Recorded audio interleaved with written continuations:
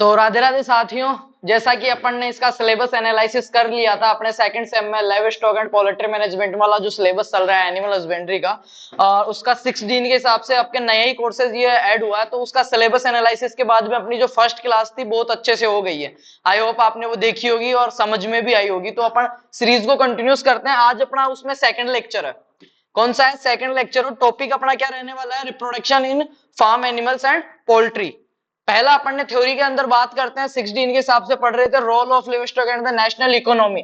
National economy में पशुपालन का क्या महत्व है वो हमने पढ़ा था कि भारत की अर्थव्यवस्था में कितना कितना स्थान रखती है, क्या क्या इसके अपॉर्चुनिटीज है, कैसे एक रूरल ग्रामीण क्षेत्र के अंदर पशुपालन उनकी आय में वृद्धि, इनकम सोर्सेज जो है उनको वृद्धि करता है, क्या क्या उनको बिजनेस अपॉर्चुनिटीज देता है, क्या क्या उनका इनकम वैल्यू एडिशन के सोर्सेज देता है, वो सारी बात की थी। उसके बाद में हमने इसकी क्या देखी थी? चुनौतियां देखी थी कि हमारे पास इसकी क्या क्या चुनौतियां और क्या इसका इंपोर्टेंस और क्या इसका स्कोप हो सकता है। तो हमने उसमें देखा था कि वेटनरी में इसका स्कोप हो सकता है, जो फूड प्रिजर्वेशन वाली चीजें उसमें इसका स्कोप हो सकता है, डेयरी में इसका स्कोप हो सकता है, एक्सपोर्ट करके जो चमड़ा वगैरह है उनसे अपन इसका कर सकते हैं। और हमने बात करी थी जीडीपी की। तो एग्रीकल्चर जीडीपी जो थी अपनी, टोटल जीडीपी में 4 से 5% अपना animal husbandry, livestock and production management है वो कंट्रीब्यूट कर रहा था। जबकि अगर बात करें अपन एग्रीकल्चर जीडीपी के अंदर तो लगभग 25%, कितना 25% के अराउंड ये क्या कर रहा था? कंट्रीब्यूट कर रहा था। ये सारी चीजें हमने देखने के बाद में आज देखते हैं reproduction in farm animals and poultry management. Reproduction का मतलब अगर मैं सीधा से यहाँ पे लेता हूं तो प्रजनन।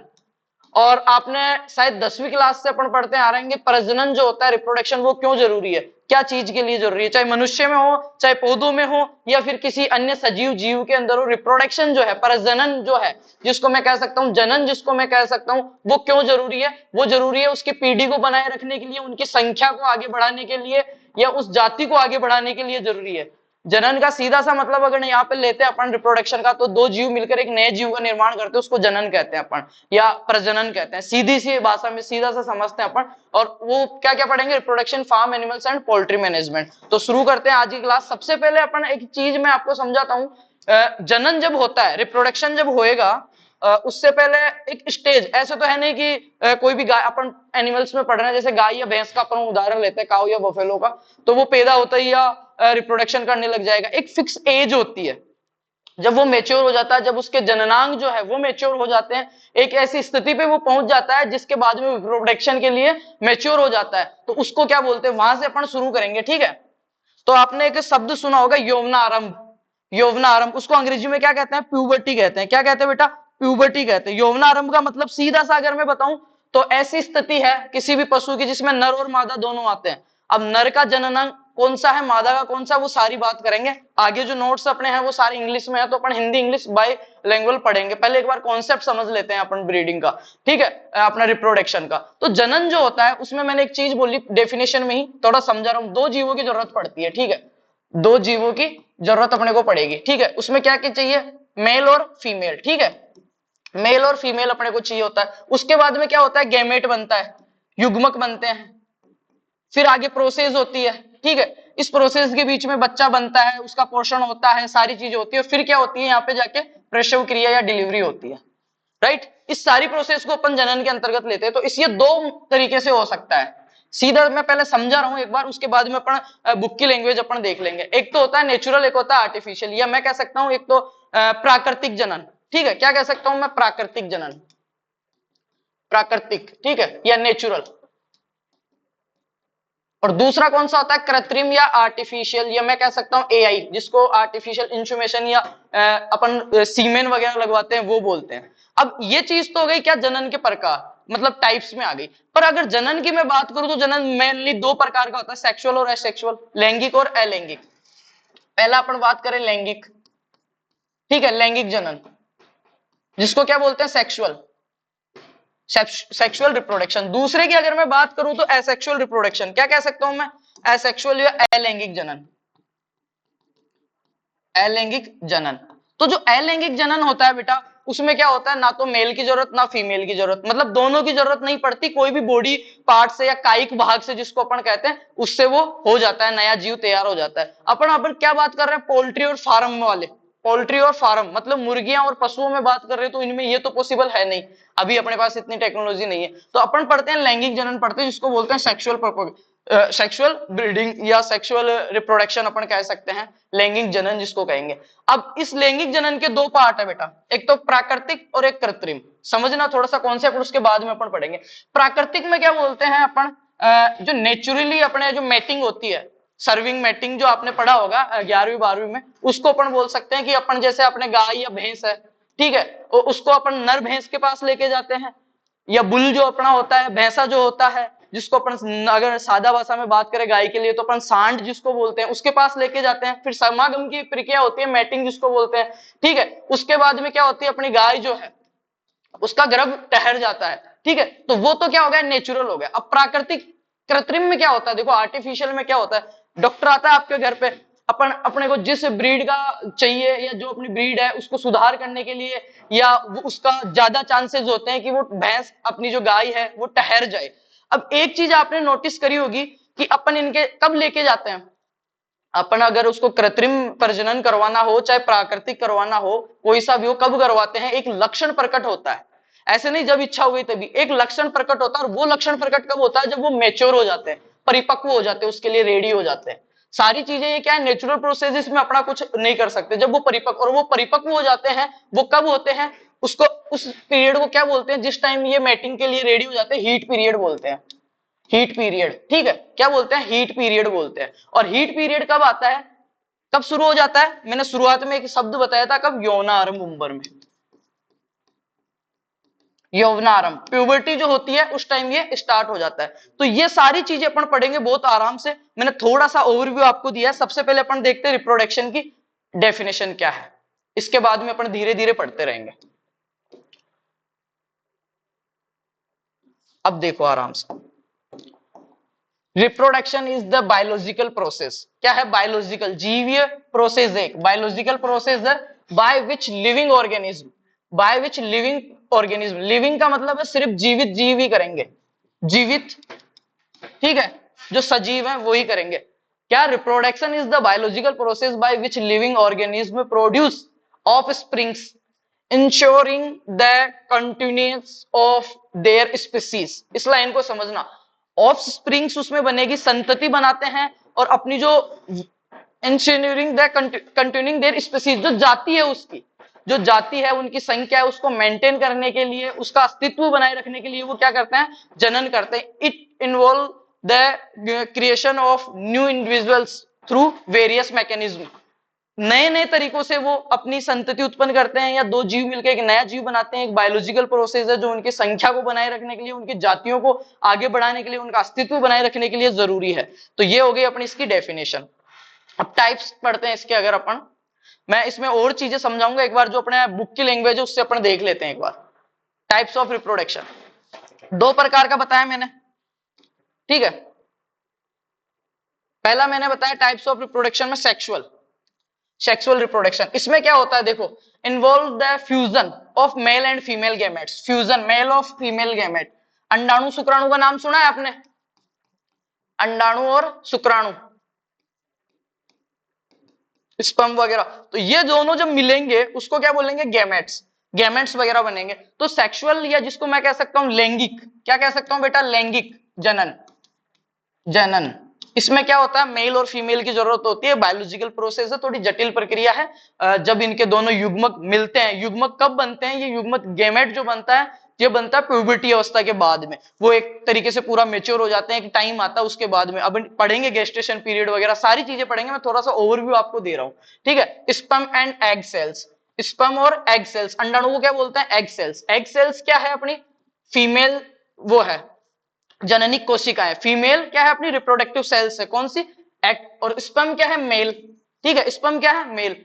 टू फॉर्म ए जाइगोट, क्या बनाएंगे, ये जाइगोट बनाएंगे, विच डेवलप्स जो क्या करेगा, नया विकसित करेगा, इनटू ए न्यू इंडिविजुअल, एक नई चीज वो विकसित करेगा। जब अंडाणु और शुक्राणु, मेल और फीमेल गैमेट्स जब मिलेंगे, ठीक है, जाइगोट वो बनाएंगे, उसके दौरान क्या होएगा, एक नया इंडिविजुअल अपने सामने आएगा, उसको अपन क्या बोलते हैं, प्रयोजनीय संतति, क्या बोलते हैं, संतति।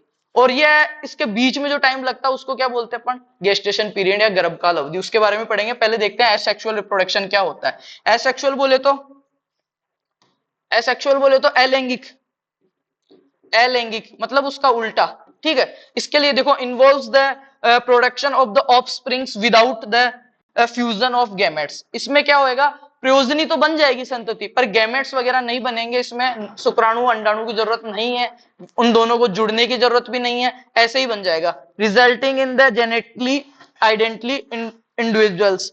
ये क्या होएगा, जेनेटिकली समान होएगा। अब इसका सीधा सा उदाहरण अगर मैं प्लांट्स की बात करूं, तो अपन जब बीज की डेफिनेशन पढ़ते हैं बेटा, क्या करते हैं, बीज की डेफिनेशन अगर एग्रीकल्चर के हिसाब से पढ़ते हैं तो क्या पढ़ते हैं, पौधे का कोई सा भी भाग, प्लांट की बॉडी का कोई सा भी पार्ट, लाइक जड़ तना पत्ती कोई सा, उससे नया पौधा तैयार हो गया तो वो क्या कहलाएगा, बीज कहलाएगा। तो उसमें अपने को जरूरत नहीं पड़ रही है। तो उससे जो पौधे तैयार होते हैं ना, जड़ तना पत्ती से, वो क्या होते हैं, अपने पेरेंट्स के समान, माता पिता, या जिसको पैतृक पौधा अपन बोलते हैं, पैतृक पौधे के समान ही उसकी संतति होती है। क्लियर। पर जब बीज के द्वारा अपन नया पौधा तैयार करते हैं, जब वो पूरा विकसित हो जाता है, उसमें पुष्प बनता है, उसमें पूरी परागण की प्रोसेस होती है, दूसरे फूल से आके उसमें पराग कण, जो अपने वेक्टर्स हैं वो पराग कण लाते हैं, फिर परागण का वो होता है, सारी चीजें बनती है, फिर जो उसमें अंतर आता है या नया चीजें बनती है, उनमें क्या डिफरेंट मिलता है, आनुवांशिक स्थिति जो है वो उनकी बदल जाती है, जबकि इसमें क्या आनुवांशिक स्थिति समान रहती है। तो ये देखो जेनेटिकली वो क्या रहता है, सेम रहता है अपने पेरेंट्स के। तो ये तो अपने उसमें है ही नहीं एनिमल्स में अभी तक, ठीक है। अमीबा में ये चीज होती है, अमीबा पढ़ा आपने, वो क्या करता है, दो भागों में टूट जाता है, बीच में फ्यूजन होने लगता है और दो भागों में टूट जाता है और एक नया अमीबा बन जाता है। इसके लिए ना तो उसके मम्मी की जरूरत पड़ी ना पापा की, और एक नया अमीबा बन गया। पर एनिमल्स में ऐसा नहीं होता। तो हमने ये चीज पढ़ी है। पहले तो रिप्रोडक्शन क्या होता है, रिप्रोडक्शन के 2 टाइप्स है, सेक्सुअल रिप्रोडक्शन, एसेक्सुअल रिप्रोडक्शन। ये तो हो गया अपना। अब इसके बाद में रिप्रोडक्शन साइकिल। रिप्रोडक्शन साइकिल पढ़ने से पहले कुछ चीजें हैं जो मैं आपको समझा देता हूं, फिर अपन इसके बारे में पूरा कंप्लीट देख लेंगे एक बार।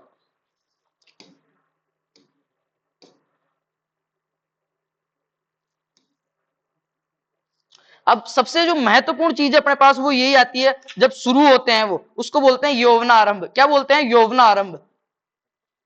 यौवनारंभ या प्यूबर्टी। पशु के जीवन काल की वह अवस्था जिसमें उसके प्रजनन अंग, पशु के जीवन की वह अवस्था जिसमें उसके प्रजनन अंग क्या हो जाते हैं, विकसित हो जाते हैं, विकसित हो जाते हैं, उसको क्या बोलते हैं, यौवनारंभ अवस्था बोलते हैं, ठीक है। प्रजनन अंग विकसित हो जाते हैं, वह क्रियात्मक हो जाते हैं, ठीक है। इसमें प्रजनन अंगों की अगर बात करें, मैं मेल और फीमेल की बात करूं, तो मादा के अंदर अगर मैं बात करूं तो क्या है, ठीक है, अंडाणु।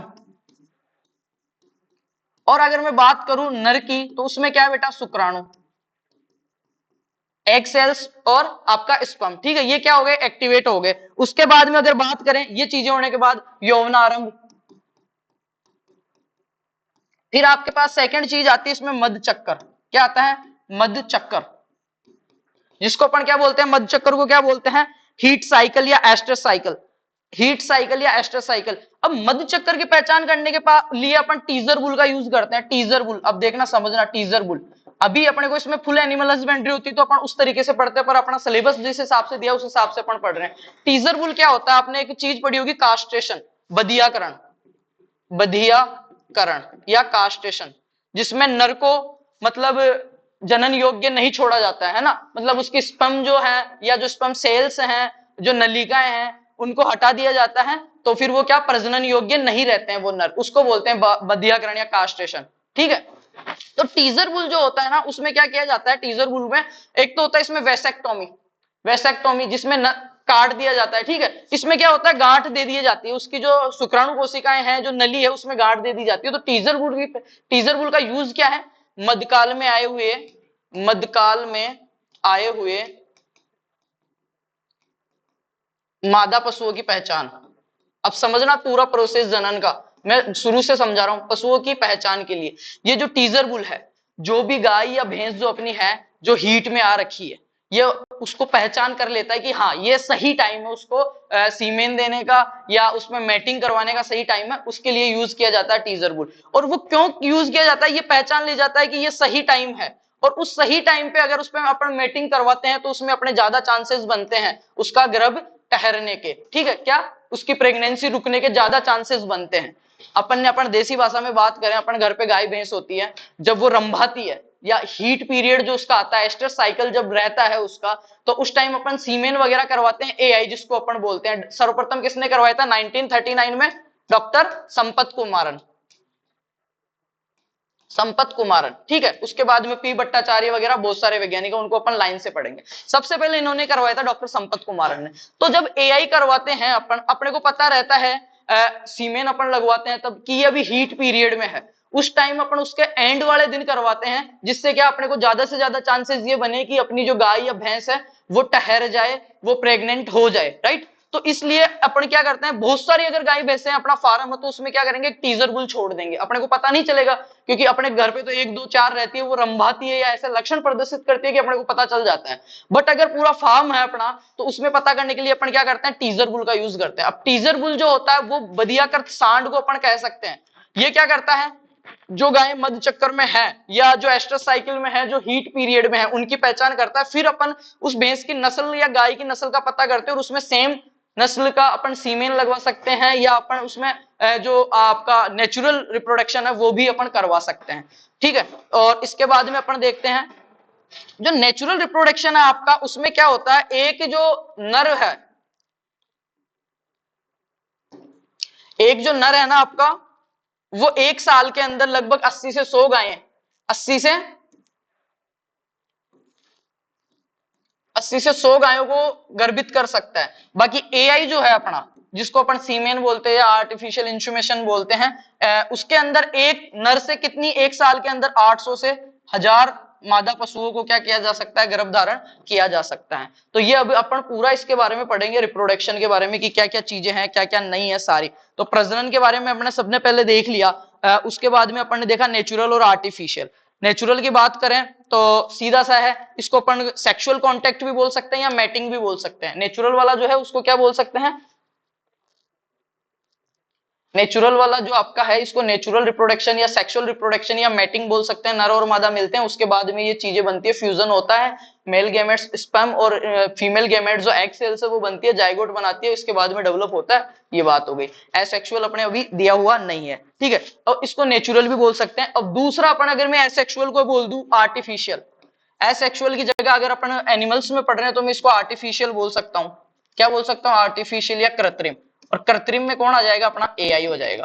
तो एक तो हो गया कि गाय और भैंस को मिलाना, वो सॉरी गाय, नर गाय और मादा गाय मिलेगी, उसके बाद में बच्चा होएगा, तो वो हो गया आपका सेक्सुअल मैटिंग या नेचुरल रिप्रोडक्शन। एक के अंदर अपन सीमेन वगैरह कुछ करवा रहे हैं, एम्ब्रियो ट्रांसफर करवा रहे हैं, तो वो हो गया आर्टिफिशियल रिप्रोडक्शन। आगे चलते हैं बेटा। उसके बाद में अगर सिलेबस की अपन देखें तो इसमें एक सबसे महत्वपूर्ण चीज है ब्रीडिंग सेशन। हीट में आने पर एक विशेष प्रकार की, अच्छा इसको बाद में देखते हैं। पहली जो चीज है अपनी, अकॉर्डिंग टू सिलेबस अगर मैं बात करूं,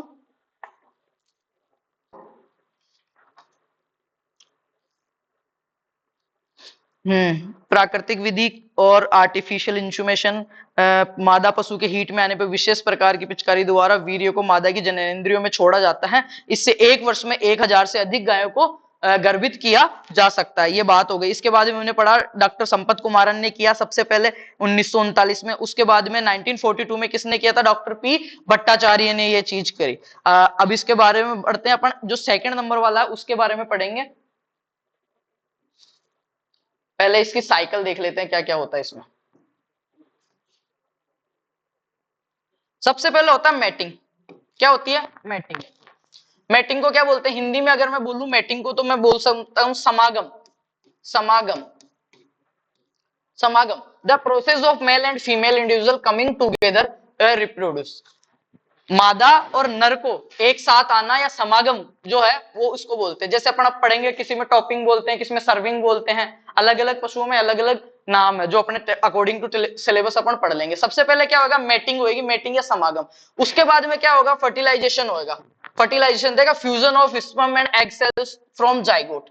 सबसे पहले नर और मादा मिल रहे हैं, उसको बोल रहे हैं मैटिंग। ये क्या, इसका साइकिल पूरा रिप्रोडक्शन का। उसके बाद में नर और मादा जब मिल गए, समागम उनका हो गया, टुगेदर हो गए वो, उसके बाद में क्या होगा, नर सेल जो आपकी नर, जिसको बोल सकते हैं मेल सेल्स, ठीक है, मेल रिप्रोडक्टिव सेल्स जो है, कौन, स्पर्म।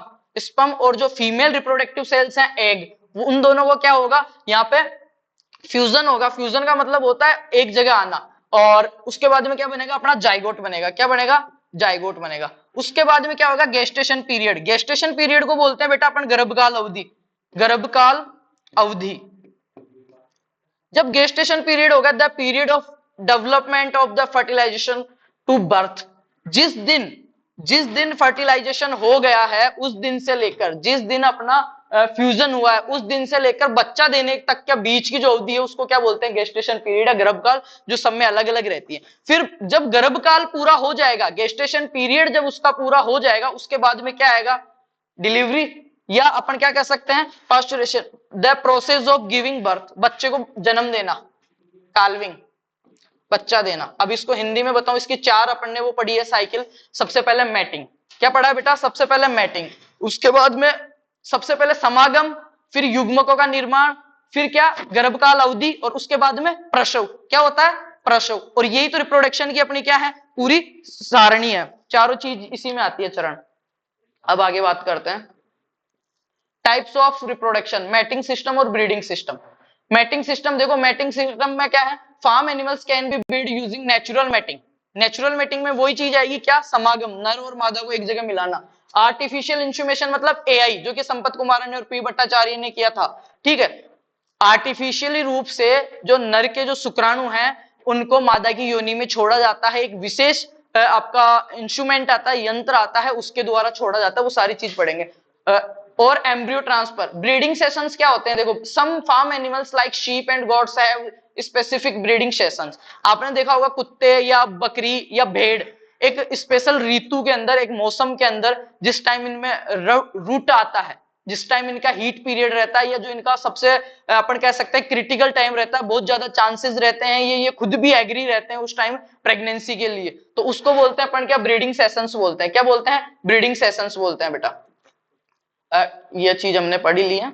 उसके बाद में importance of reproduction, importance of reproduction, तो इससे पहला तो है उनकी कंटिन्यूटी बनी रहती है, ये मैंने डेफिनेशन में भी बता दिया था, कंटिन्यूटी बनी रहती है, क्या, निरंतरता उनकी बनी रहती है, उनकी जातियों की निरंतरता या उनका अस्तित्व बनाया रहता है रिप्रोडक्शन होने से, सर्वाइव टू स्पीसीज, सर्वाइव करने के लिए, उनका अस्तित्व बनाए रखने के लिए। उसके बाद में है जेनेटिक डाइवर्सिटी।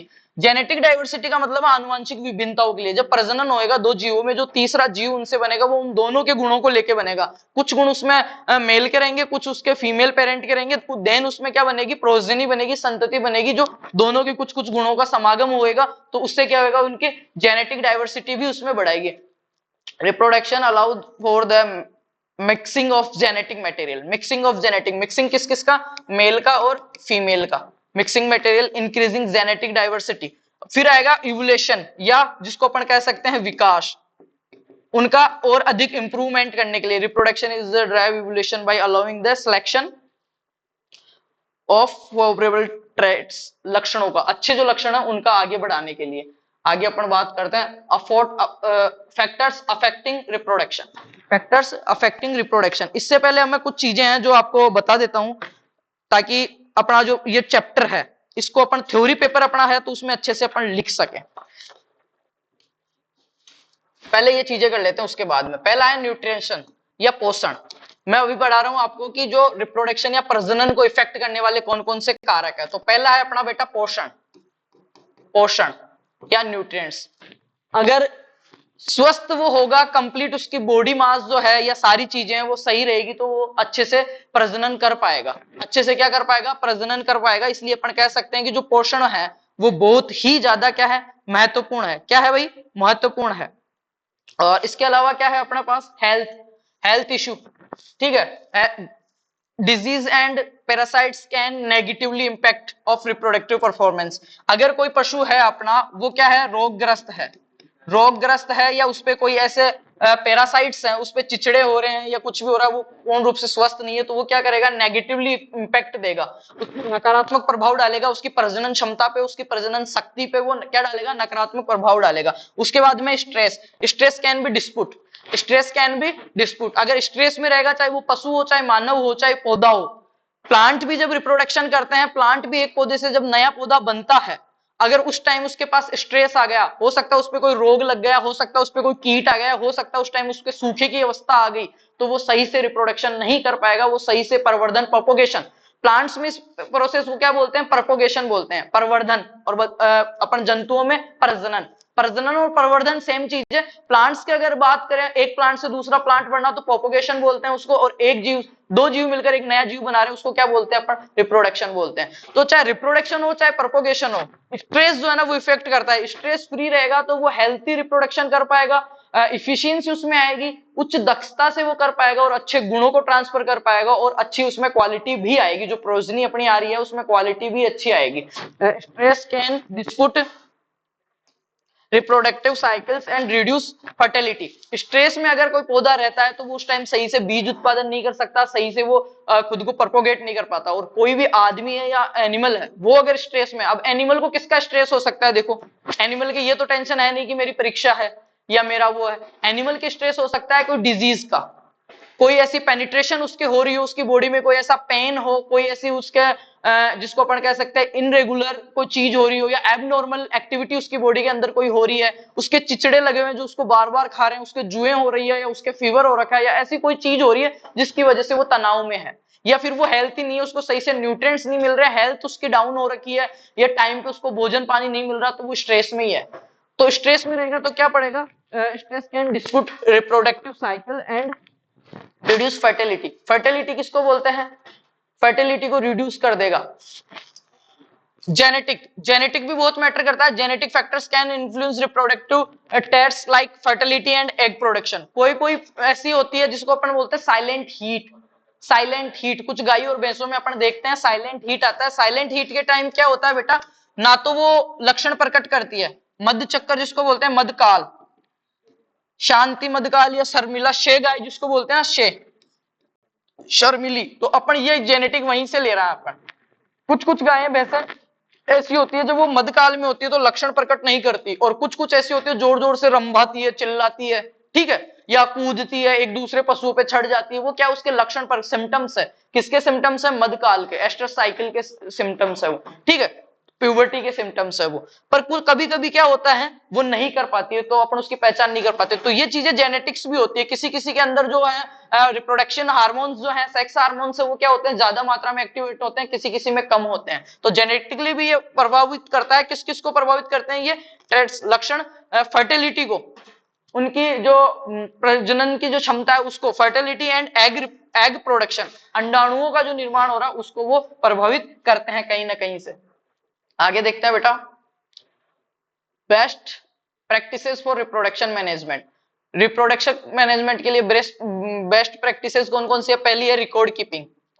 जो भी अपने फार्म में जितने भी एनिमल्स रह रहे हैं उनका अपने को क्या करना है, रिकॉर्ड रखना है। क्या करना है, रिकॉर्ड रखना है। Maintain accurate record for breeding, pregnancy and birth. बिल्कुल रिकॉर्ड अपने पास रहना चाहिए, जितने अपने पास पशु हैं, चाहे से वो मुर्गी फार्म है, चाहे बकरी फार्म है, चाहे गाय फार्म है, उसके बारे में अपने को फुल मेंटेनेंस करना है। क्या रिकॉर्ड, कौन कौन सी ब्रीडिंग थी अपने पास, कौन सी नस्ल में किस नस्ल का क्रॉस हमने करवाए हैं, प्रेगनेंसी इसकी कब कितने टाइम की रही है, गेस्टेशन पीरियड, और इसका जन्म कब हुआ, प्रसव कब हुआ है। फिर ब्रीडिंग प्रोग्राम्स, ब्रीडिंग प्रोग्राम में develop a breeding program that aligns with your farms गोल।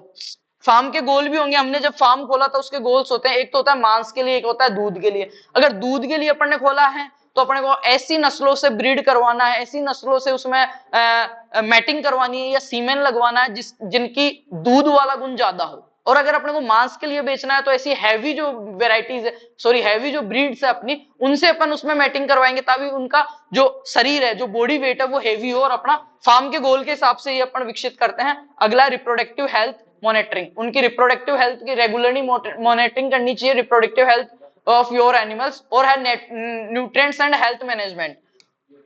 आपने एक चीज, ये न्यूट्रिएंट्स दो बार आ गया, इसको मैं थोड़ा सा समझा देता हूं। अपने घर में अगर गांवों की बात करते हैं तो जिनके जो नर भैंसा, जिसको कहते हैं अपन नर भैंसा रखते हैं, नर भैंसा जो है होता है, जो अपने को अपनी जो घर पे जो भैंसे वगैरह कोई लेके आता है उसको प्रेग्नेंट करने के लिए अपने को चाहिए होता है, मैटिंग के लिए चाहिए होता है।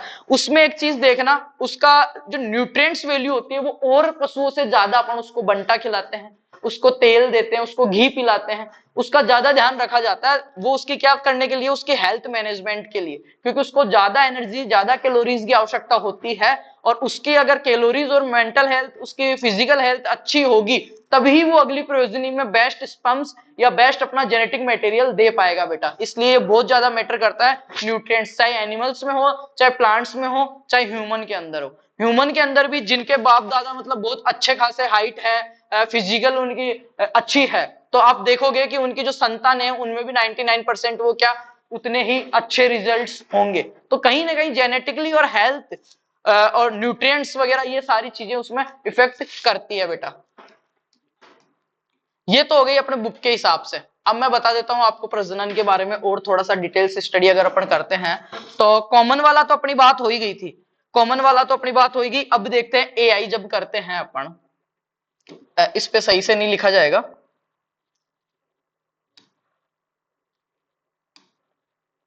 एआई जब करते हैं बेटा तो सबसे पहले अपने को किसकी जरूरत पड़ती है?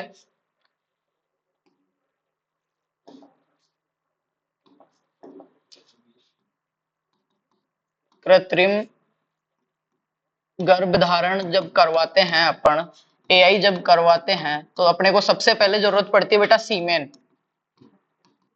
सीमेन या वीर्य की। ठीक है, तो पहला इसके अपन क्या पढ़ रहे हैं, इसके चरण पढ़ रहे हैं, steps of AI, steps of AI. तो इसका सबसे जो पहला चरण है अपने पास वो क्या है? सीमेन एकत्र करना या वीर्य एकत्र करना या सीमेन कलेक्शन। क्या है? सीमेन कलेक्शन। मैं यहां पे लिख देता हूं,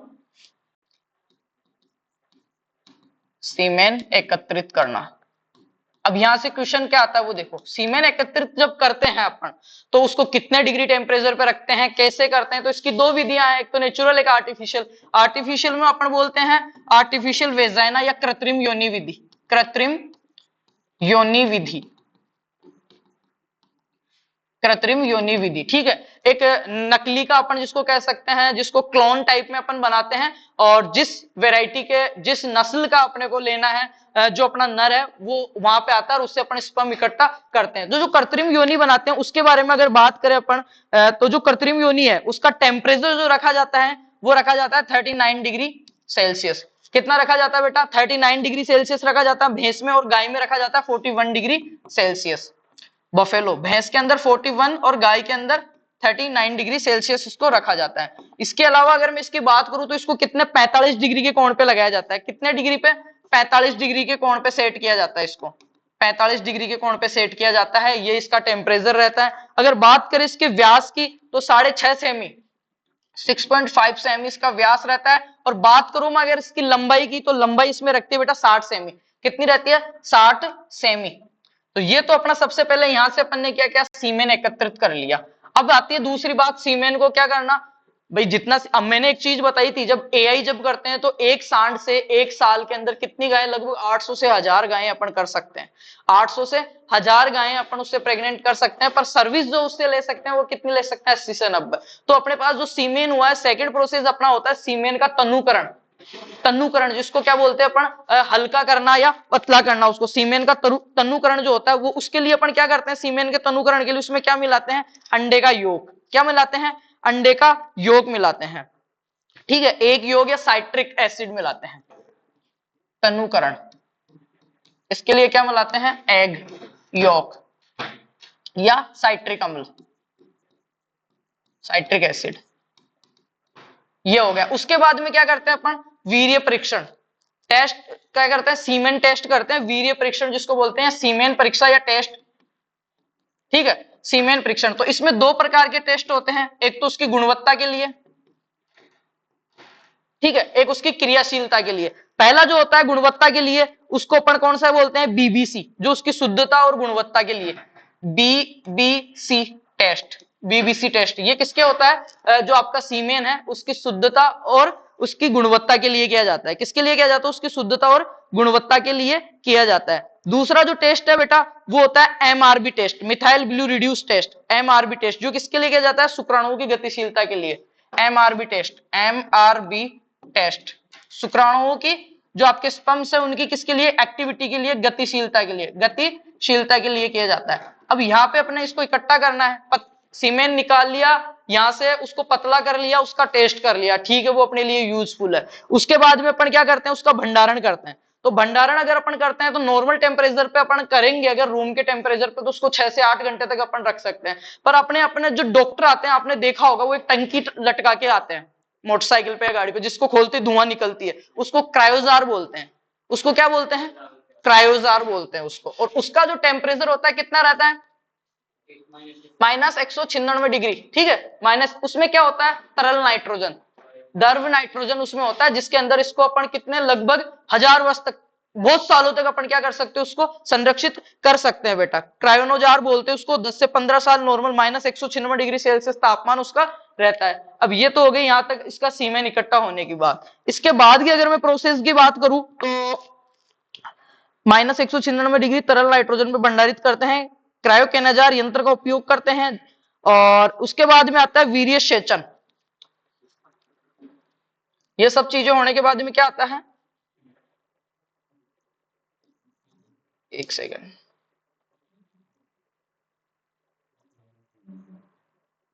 इन सब चीजों के बाद में आता है भाई वीर्य सेचन।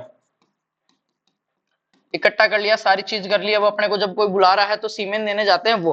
तो वीर्य सेचन के टाइम क्या होता है, अपन कितनी मात्रा काम में लेते हैं, 0.5 से 2 ml मात्रा। वो पशु के हिसाब से 0.5 से 2 ml सीमेन होता है आपके। जब सीमेन अपन लगवाते हैं उसके अंदर वीर्य की जो मात्रा होती है 0.5 से 2 ml तक होती है। इसकी भी दो विधियां हैं, एक तो रेक्टोवेजाइनल और एक है रेक्टोवेजाइनल स्पेकुलम। एक तो है रेक्टोवेजाइनल और एक है रेक्टोवेजाइनल स्पेकुलम। रेक्टोवेजाइनल स्पेकुलम, ठीक है। वीर्य की मात्रा कितनी लेते हैं एआई के अंदर, 0.5 से 2 ml लेते हैं। जैसे बकरी है तो कम, बड़ा पशु है तो ज्यादा, वो इस हिसाब से रहती है, पर एवरेज ईयर है 0.5 से 2 ml। रेक्टोवेजाइनल जो अपनी विधि है वो किसके लिए लेते हैं, गाय व भैंस के लिए। किसके लिए, गाय व भैंस के लिए। और रेक्टोवेजाइनल स्पेकुलम वो बकरी व भेड़ के लिए, बकरी और भेड़ के लिए। अब एक चीज हमने पढ़ी थी, कास्ट्रेशन। मेरे को एक चीज बताओ, बधियाकृत मुर्गी को क्या कहते हैं, मुर्गी को बोलते हैं वो तो कैपन, तो स्पेइंग, स्पेइंग बोलते हैं। ऐसा मुर्गा या मुर्गी जो बच्चे पैदा नहीं कर सकती, या जिसका ऑपरेशन हो गया है या कास्ट्रेशन हो गया है, बधियाकरण उसका हो गया है, वेसेक्टोमी उसकी हो गई, तो उस मुर्गे को क्या बोलते हैं, कैपन। क्या बोलते हैं, कैपन। और अगर बात करूं मैं मादा मुर्गी की तो उसको बोलते हैं स्पेइंग, अंडाशय अपनयन, स्पेइंग या अंडाशय अपनयन। और मुर्गों को कैपन करने के लिए कौन सा हार्मोन खिलाया जाता है, डाइथाइल सिस्टिलवेस्ट्रल हार्मोन। पढ़ा नहीं क्या ये, मुर्गों को डाइथाइल सिस्टिलवेस्ट्रल हार्मोन खिलाते हैं, जिसकी वजह से वो क्या हो जाते हैं, अंडाशय अपनयन हो जाता, वो कैपन। कौन सा, डाइथाइल। एक एक मुर्गी को पकड़ के थोड़ी उनका अंडाशय अपनयन करेंगे या उनको कैपन करेंगे। बधियाकर तो मुर्गे को कैपन कहते हैं, ठीक है। तो उसके लिए क्या करते हैं, डाई इथाइल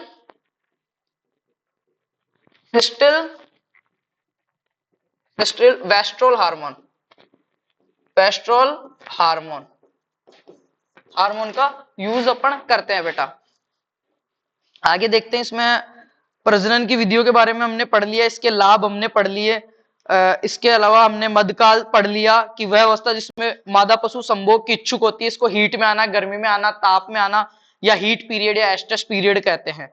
फिर हमने पढ़ा यौवन आरंभ या प्यूबर्टी, वह उम्र जिसके वह एक एज या एक ऐसा टाइम जिस टाइम पे मादा और जो आपका नर है वो दोनों ही क्या होते हैं, विकसित हो जाते हैं, उनके जननांग जो है वो विकसित हो जाते हैं, उनके प्रजनन अंग जो है वो क्रियात्मक अवस्था में आ जाते हैं। तो ये यहां तक। उसके बाद में हमने गर्भकाल पढ़ा। गर्भकाल क्या होता है, गेस्टेशन पीरियड, किसी पशु के ज्ञाबिन होने से लेकर, इसको भी देख लेते हैं थोड़ा, किसी पशु के ज्ञाबिन होने से लेकर उसके प्रसव तक गर्भकाल। ये भी इस प्रोडक्शन रिप्रोडक्शन वाले में ही आता है आपके। गर्भकाल क्या होता है, किसी पशु के ज्ञाबिन होने से लेकर प्रसव या डिलीवरी जिसको बोलते हैं, प्रसव होने तक क्या बीच का जो टाइम होता है उसको क्या बोलते हैं अपन, गेस्टेशन पीरियड बोलते हैं। क्या बोलते हैं भाई, गेस्टेशन पीरियड, जो सबका अलग अलग होता है। अगर मैं बात करूं भैंस का तो कितना होता है, 310 दिन। गाय का कितना होता है, भैंस का कितना होता है, 310 दिन। ये क्या होता है, गेस्टेशन पीरियड। जिस दिन हमने सीमन लगवाया है, जिस दिन अपनी भैंस ज्ञाबन हुई है, जिस दिन उसमें मैटिंग या समागम की प्रोसेस हुई है, उस दिन से लेके जिस दिन उसका प्रसव हो रहा है, जिस दिन उसका बच्चे देने की क्रिया हो रही है, उसके बीच का जो टाइम है उसको अपन क्या बोलते हैं, गेस्टेशन पीरियड या गर्भकाल बोलते हैं, जो सब पशुओं में अलग अलग होता है। अगर मैं भैंस की बात करूं तो भैंस में ये नॉर्मली 310 दिन का होता है। गाय की बात करूं तो 281 दिन का होता है। भेड़ की बात अगर मैं करूं तो उसमें 147 से 148 दिन का होता है। बकरी की बात करें तो कितना होता है, 151 बकरी, 148 भेड़, ठीक है। भैंस में 310 दिन, गाय में होता है कितना, दो। उसके बाद में अगर मैं बात करूं ऊंट की, तो ऊंट का बता सकते हो 390 से 410 दिन। ऊंट में गेस्टेशन पीरियड कितना होता है? 390 से 410 दिन होता है। और भैंस का अपने 310 दिन हो ही गया, गाय का अपने 281 से 285 दिन। गाय 281 से 285 दिन। ये क्या होता है? गेस्टेशन पीरियड होता है, गर्भकाल अवधि होती है। जिस दिन बच्चा सीमेन उसके पेट में गया है, जब से गर्भ उसका ठहरा, उस दिन से लेकर जिस दिन तक बच्चा पैदा हो रहा है, उसके बीच की जो प्रोसेस है उसको गर्भकाल कहा जाता है बेटा। कुछ पशुओं का मैंने बताया, ये नोट आउट कर लेना। भैंस का 300 दिन, 310 दिन, बकरी का 151, भेड़ का 148 दिन। अब आगे चलते हैं, इसी में क्या क्या आपके सिलेबस में बच रहा है वो चीज देख लेते हैं। निषेचन की क्रिया को क्या बोलते हैं? निषेचन की क्रिया को क्या बोलते हैं? गाय भैंस, गाय और भैंस में जो है निषेचन की क्रिया क्या कहलाती है? गाय भैंस और बकरी में, गाय भैंस और बकरी तीनों में जो निषेचन की क्रिया है, जो मेटिंग की क्रिया है, जो समागम की क्रिया है, उसको क्या बोलते हैं? सर्विंग बोलते हैं भाई। क्या बोलते हैं? सर्विंग बोलते हैं। क्या बोलते हैं? सर्विंग बोलते हैं। उसके अलावा अगर मैं बात करूं भेड़ की, तो भेड़ में बोलते हैं टुपिंग। क्या बोलते हैं? टुपिंग। नर भेड़ और मादा भेड़ को एक जगह होना, मेटिंग या जो आपका नेचुरल रिप्रोडक्शन है, उसमें क्या बोलते हैं? टैपिंग बोलते हैं उसको। उसके बाद में बात करूं मैं अगर बकरी की, तो बकरी में भी सर्विंग बोलेंगे, भेड़ में टुपिंग बोलेंगे। और ब्याने की क्रिया है वो क्या कहलाएगी? इनमें तो काविंग कहलाएगी, काविंग। और भेड़ में क्या कहलाएगी? लैम्बिंग। लैम्बिंग। बच्चा देने की क्रिया भेड़ में क्या कहलाती है? लैम्बिंग। और मुर्गी में अंडा देने की क्रिया हैचिंग। क्या कहलाती है? मुर्गी में, मुर्गी में बच्चा देने की क्रिया कहलाती है हैचिंग।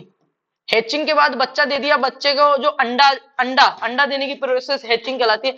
अंडे को जो विकसित होता है, जो विकास होता है, उसको क्या बोलते हैं? Incubation period. क्या बोलते हैं? इंक्यूबेशन पीरियड 21 दिन, है ना। उसके बाद में फिर बच्चा निकलता है। ठीक है, तो ये हमने गाय भैंस भेड़ और बकरी में देख लिया। गाय भैंस बकरी में तो क्या कहलाएगा आपके? काल्विंग। और आपका जो भेड़ है उसमें लैम्बिंग। मुर्गी में अंडा देना क्रिया हैचिंग कहलाएगी। आगे देख लेते हैं।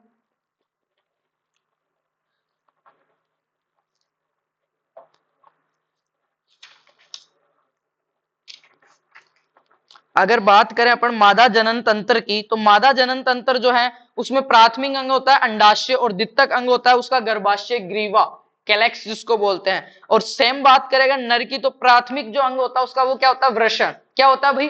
वृषण होता है। द्वितीयक अंग में क्या आएगा? अधिवशन, शुक्रवाहिनी, मूत्राशय, शिशन वगैरह आएंगे। अब होता है गर्भाशय। क्या होता है? गर्भाशय में गर्भाशय ग्रंथियां निकलती हैं, इनके द्वारा भ्रूण का आंतरिक पोषण किया जाता है। एक द्रव निकलता है, गर्भाशय गिरवा हो गई, भग हो गया। साइलेंट हीट मैंने पढ़ाई दिया आपको। साइलेंट हीट क्या होता है बता दिया ना। साइलेंट हीट वह अवस्था जिसमें मादा पशु हीट के लक्षण प्रदर्शित नहीं कर पाता है। जैसे कोई कोई भैंसे होती है, जब वो हीट में आती है, जब वो रज चक्कर उनके आता है, तो वो क्या करती है? ना तो रांभती है, ना वो उछलती है, कुछ भी नहीं करती, बिल्कुल साइलेंट, पता ही नहीं चलता। उनको शे बोलते हैं, शर्मीली गाय। सुना होगा शब्द शे ब्रीडर्स। हाँ, ये चीज हमने पढ़ ली। अंगों के बारे में इनका पढ़ लिया। ठीक है, पॉलिएस्टर्स पढ़ लिए।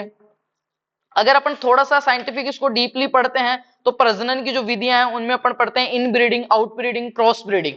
इन ब्रीडिंग, आउट ब्रीडिंग और क्रॉस ब्रीडिंग। तो सबसे पहले अपन देखते हैं इन ब्रीडिंग या अंत प्रजनन। इन ब्रीडिंग या अंत प्रजनन बेटा,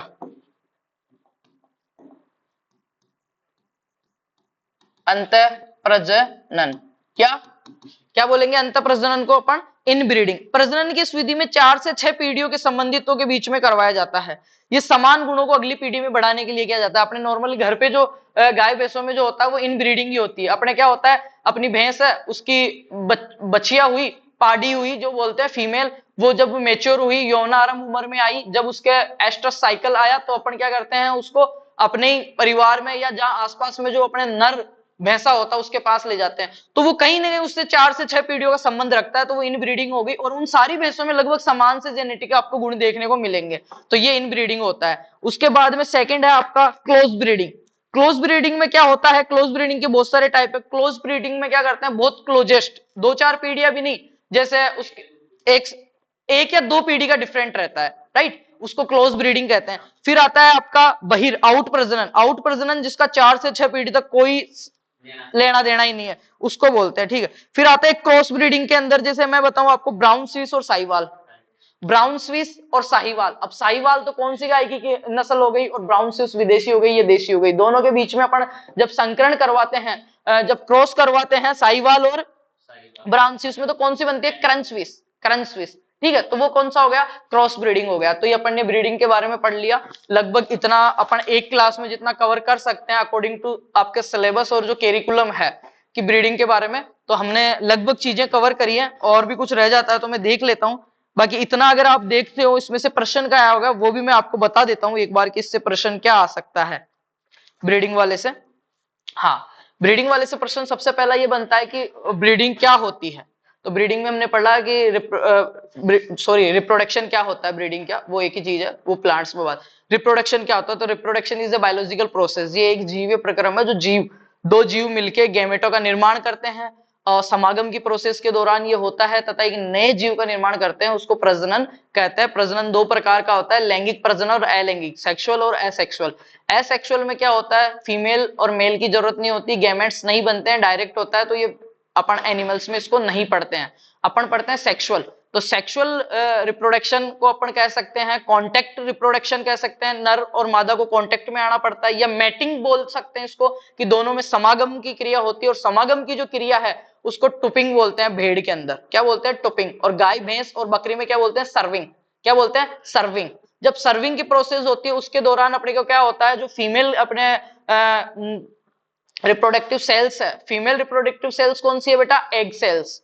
और मेल रिप्रोडक्टिव सेल्स कौन सी है? स्पर्म। जब ये दोनों मिलते हैं तो क्या होता है? फ्यूजन इनका होता है, जाइगोट का निर्माण होता है। और जाइगोट का निर्माण के बाद एक निश्चित समय जो लेते हैं, गेस्टेशन पीरियड, गर्भकाल अवधि जो लेते हैं, जिसके बीच में बच्चे का भ्रूण बनता है, उसका पोषण होता है, वो विकसित होता है। जो भी 9 महीने 8 महीने जो दिन ले रहे हैं, 310 दिन, 281 दिन, 145 दिन, 151 दिन, अलग अलग पशुओं का अलग अलग गेस्टेशन पीरियड होता है। गेस्टेशन पीरियड के बाद में प्रसव की क्रिया जो होती है वो सब में अलग अलग कहलाती है। भेड़ में बच्चा देने की क्रिया लैम्बिंग कहलाती है, और में काविंग कहलाती है।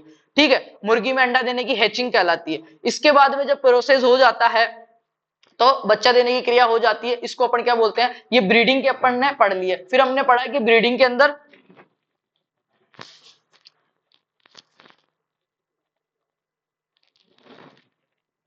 हाँ, ठीक है, ब्रीडिंग में हमने पढ़ा मैटिंग और ब्रीडिंग सेशन। इसके अलावा हमने पढ़ा इसमें मैटिंग ब्रीडिंग सेशन हो गया, क्या क्या चीजें होती है। सबसे पहले मैटिंग होता है, दोनों को एक जगह किया जाता है। उसके बाद में फर्टिलाइजेशन होता है, फिर गेस्टेशन पीरियड, और फिर लास्ट में प्रसव की क्रिया इसमें हो जाती है, और इसी को रिप्रोडक्शन अपन बोलते हैं। सेक्सुअल एसेक्सुअल हमने पढ़ लिया। सेक्सुअल में क्या होता है? Involve the fusion male and female gametes, male और फीमेल बनते हैं, ये रिप्रोडक्शन की परिभाषा हो गई है। तो अपनी जो एनिमल हस्बेंड्री की 2 क्लासें कंप्लीट होती है, उम्मीद करता हूं समझ में आएगा। यहाँ से प्रश्न ये आता है कि पशुओं में प्रजनन को समझाइए व उनकी कृत्रिम प्रजनन की विधियों का वर्णन कीजिए। तो इसमें आपको क्या लिखना है? सबसे पहले प्रजनन की डेफिनेशन बतानी है। उसके बाद में आप कुछ एक्स्ट्रा चीजें अगर लिखना चाहते हो तो आप उसमें एस्ट्रस साइकिल के बारे में लिख सकते हो, गेस्टेशन पीरियड के बारे में लिख सकते हो। फिर आपने को आगे लिखना है कि रिप्रोडक्शन आर मेनली 2 टाइप्स, कौन कौन सा? सेक्सुअल और एसेक्सुअल। सेक्सुअल के अंदर अपने को लिखना है, इसको अपन नेचुरल भी बोल सकते हैं। इसमें क्या होता है?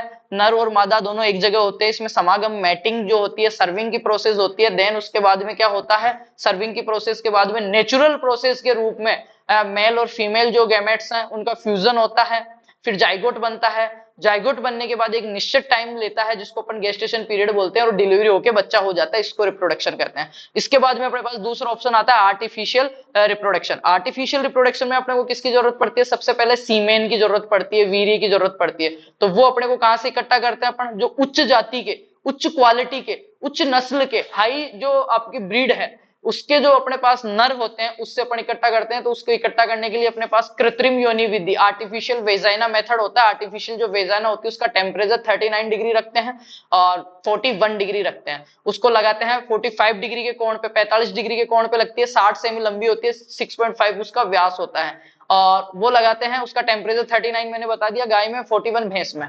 उसके बाद में सीमेन अपने पास आ गया, फिर ओपन करते हैं, सीमेन के टेस्ट करते हैं। सीमेन की शुद्धता के लिए बीबीसी टेस्ट किया जाता है। शुक्राणुओं की जो सीमेन अपना, उसके अंदर जो स्पर्म्स है उनकी एक्टिविटी के लिए, उनकी जो क्रियाशीलता है उसके लिए एमआरबी टेस्ट किया जाता है। ठीक है। एमआरबी टेस्ट के बाद में क्या किया जाता है, जो अपने को सीमेन जो वीर्य मिलता है उसको क्या किया जाता है, तनुकरण किया जाता है, उसको सॉल्यूशन उसमें डाल के उसको पतला किया जाता है ताकि बहुत ज्यादा मात्रा में उसको काम ले सके, ज्यादा सर्विस उसकी दे सके। तो उसके लिए अपन सिट्रिक एसिड या जो एग योक होता है, अंडे का जो योक होता है वो उसमें मिलाते हैं। वो मिला लिया, टेस्ट कर लिया, उसके बाद में क्या रहता है नेक्स्ट स्टेप, उसको स्टोरेज करने का, जो कि अपन क्रायो कानोजार जो यंत्र आता है, आपने मोटरसाइकिल के बंधा हुआ देखा होगा, जिसको खोलते ही धुआं निकलती है, एक पतली सी नली सी वो निकालता है प्लास्टिक की, एक पॉलीथीन जैसी, जिसके अंदर आपने 0.5 से 2 ml क्या होता है, सीमेन होता है। वो अलग अलग पशुओं का होता है। फिर उसको वो क्या करता है, एक अलग सा स्पेशल यंत्र आता है, एक कूपी नुमा या अपन कह सकते हैं सुई नुमा इतना बड़ा, उसमें डालता है उस नली को, उस ट्यूब को उसमें डालता है। फिर वो क्या करता है, एआई को क्या करता है, जनरेट करता है, मतलब आर्टिफिशियल रूप से उस सीमेन को आपकी जो मादा पशु है उसकी गर्भाशय ग्रीवा के अंदर छोड़ के आता है, जहां पे ऑलरेडी क्या होते हैं, फीमेल गेम वो होते हैं, फीमेल जो रिप्रोडक्टिव सेल्स हैं, कौन सी, एग सेल्स, एग सेल्स वहां पे ऑलरेडी प्रेजेंट होती है। और वहां पे कौन चला जाता है, आर्टिफिशियल रूप से जो डॉक्टर आता है वो अपने योनि के अंदर एक यंत्र आता है पिचकारी नुमा, वो लगा के वहां पे क्या छोड़ के आता है, स्पर्म छोड़ के आता है। और वो जैसे ही दोनों एक जगह मिलते हैं तो उनका क्या फ्यूजन होता है और जाइगोट बन जाता है। और कुछ टाइम बाद जो गेस्टेशन पीरियड है, गर्भकाल अवधि है, उसके बाद में बच्चा पैदा हो जाता है, जिसको अपन डिलीवरी या प्रसव बोलते हैं। फिर वही बात, अगर वो भेड़ में हो रहा है तो लैम्बिंग, और गाय भैंस भेड़ बकरी में हो रहा है तो क्या बोलेंगे उसको, काल्विंग। ठीक है, ये अपना रिप्रोडक्शन के बारे में पढ़ा, और मैंने इसको दोनों लैंग्वेज में समझा दिया है, अपनी सादा लैंग्वेज में भी और बुक की लैंग्वेज में भी समझा दिया है। तो उम्मीद है समझ में आया होगा टॉपिक। आपके सिलेबस के अकॉर्डिंग एक क्लास में इसको पूरा करना था कि अपने को 40 मिनट्स में मैक्सिमम अपना कितना पढ़ सकते हैं उतना मैंने समझा है। प्रश्न आते तो आप लिख सकते हो। लिव स्टॉक का और पोल्ट्री का नेशनल इकोनॉमी में क्या है, कितना स्थान है, कौन से राज्य में सबसे ज्यादा भैंसे पाई जाती है, गाय पाई जाती है, ये हमने पढ़ लिया। एग्रीकल्चर जीडीपी में और नेशनल जीडीपी में लाइव स्टॉक कितना कंट्रीब्यूट करता है वो हमने पढ़ लिया। उसके बाद में हमने इनका रिप्रोडक्शन सिस्टम भी पढ़ लिया है। क्रॉस ब्रीडिंग में क्या होता है, क्लोज ब्रीडिंग में जो अपना फीमेल है और जो मेल है उनके दोनों के बीच 4 से 6 पीढ़ियों का अंतर रहता है। ठीक है, इन ब्रीडिंग होता है उसमें, क्रोस ब्रीडिंग में क्या होता है 1 से 2 पीढ़ियों का अंतर रहता है। और क्रॉस ब्रीडिंग जो होती है, क्रॉस वो क्या होती है, दूर दूर तक उनमें कोई संबंध नहीं होता, एक विदेशी नस्ल थी एक देशी नस्ल थी, दोनों के अंदर करवाया, उसको क्रॉस ब्रीडिंग कहते हैं। ब्राउन स्विस और साहिवाल, उससे क्या बनता है, क्रंच स्विस। ठीक है, तो ये हमने ब्रीडिंग के बारे में पढ़ा है आज, रिप्रोडक्शन इन एनिमल्स। और मुर्गियों के बारे में पढ़ा है, मुर्गी में अंडे देने की क्रिया हैचिंग कहलाती है। मुर्गी के अंदर जो नर होता है बधिया करता, उसको केपन बोलते हैं, और मादा को बोलते हैं, मादा में जो प्रोसेस होती है उसको बोलते हैं अंडाशय, अपने ने स्पेइंग, स्पेइंग। ठीक है, कौन सा हार्मोन यूज करते हैं, डाइथाइल सिस्टोलोस्टल हार्मोन यूज करते हैं। दाने के अंदर ही ये हार्मोन डाल देते हैं, जिसकी वजह से क्या होती है, मुर्गियां वो क्या होती है, बधिया हो जाती है, बच्चे पैदा नहीं कर सकती। जब वो बच्चे पैदा नहीं कर पाएंगे, उनकी रिप्रोडक्टिव एनर्जी जो है वो सारी उनकी किसमें, फिजिकल एनर्जी में चली जाएगी, तो उनकी बॉडी अच्छी हो जाएगी, मांस के लिए वो अच्छे हो जाएंगे। वो अपन ने इसमें एक चीज पढ़ी थी, वो आपके फार्म का गोल क्या है, आपका फार्म का गोल क्या, अगर आपको दूध बेचना है तो आप उस प्रकार की ब्रीड से उसको क्रॉस करवाइए जिसका दूध का गुण ज्यादा हो। जब अपन पशु का चयन करते हैं उस टाइम विधियां पढ़ते हैं, उसमें एक विधि पढ़ते हैं अपन, पशु को गुणांक पत्र विधि, जिसमें सबसे ज्यादा नंबर दूध या डेयरी गुण के दिए गए हैं 30। ठीक है, तो वो इसीलिए दिए गए हैं कि अपना पर्पज क्या है इस पशु को रखने, अगर मेरे को भेड़ बकरियां रख रहा हूं, मैं दूध बेचने के लिए रख रहा हूं या ईद पे मांस के लिए बेचने के लिए रख रहा हूं। अगर मैं मांस के लिए रख रहा हूं तो मैं ऐसी ब्रीड से मेरी बकरियों को क्रॉस करवाऊंगा या सीमेन करवाऊंगा या गर्भधारण उनका करवाऊंगा जो फिजिकली ज्यादा हेवी हो, ठीक है, बल्कि हो। और अगर मेरे को दूध के लिए करना तो मैं ऐसी वैरायटी से कराऊंगा जिसका दूध क्वालिटी वाला हो और अधिक प्रोडक्शन मेरे को दे सके। तो थैंक यू सो मच, आज की क्लास को करते हैं यहीं पे एंड, और मिलते हैं नेक्स्ट क्लास थर्ड अपनी जो है housing principle, space requirement for different species for livestock and poultry management, यहां तक calves growing heifers and heifers and milch animals, यहां तक अपन करने वाले हैं नेक्स्ट क्लास में। उसके बाद में management of ship board and incubator hatching, ये इनके बारे में पढ़ रहा है, ग्रोवर्स लेयर्स इनके बारे में। ठीक है, तो अपन एक एक चीज लेंगे। सबसे पहले ब्रीडर्स से स्टार्ट करेंगे, कैटल की ब्रीड से। किससे, कैटल की ब्रीड से अपन स्टार्ट करेंगे। कैटल के बाद में अपन फिर क्या पढ़ने वाले हैं, बफेलो, शीप, गोट, स्वाइन, पोल्ट्री के बारे में अपन पढ़ेंगे। देन उसके बाद में अपन पढ़ेंगे इनका क्लासिफिकेशन ऑफ फीड स्टाफ्स, जो बंटा वगैरह खिलाते हैं, जो दाना खिलाते हैं, उसके बारे में पढ़ेंगे। संतुलित आहार और चारे के बारे में अपन पढ़ेंगे। उसके बाद में इनके डिजीज है, introduction of livestock and poultry disease, और उसके बाद में इनका मैनेजमेंट, और अपना कोर्स खत्म होता है। तो नेक्स्ट क्लास में मिलते हैं अपन हाउसिंग प्रिंसिपल, स्पेस और रिक्वायरमेंट के साथ। उससे नेक्स्ट में अपन कैटल की ब्रीड्स और उसके बारे में सारा कुछ पढ़ने वाले हैं। तो thank you so much, best of luck. उम्मीद है समझ में आया है। तो क्लास को ज्यादा से ज्यादा शेयर कर दो, फ्री ऑफ कॉस्ट है। जितने भी आपके ग्रुप हैं यार दोस्त जो हैं सेकंड सेमेस्टर वाले, सबके साथ आपके स्टेटस पे, ग्रुप्स पे, टेलीग्राम जो कॉलेजेस के ग्रुप है, सब में एक बार शेयर कर दो। Thank you.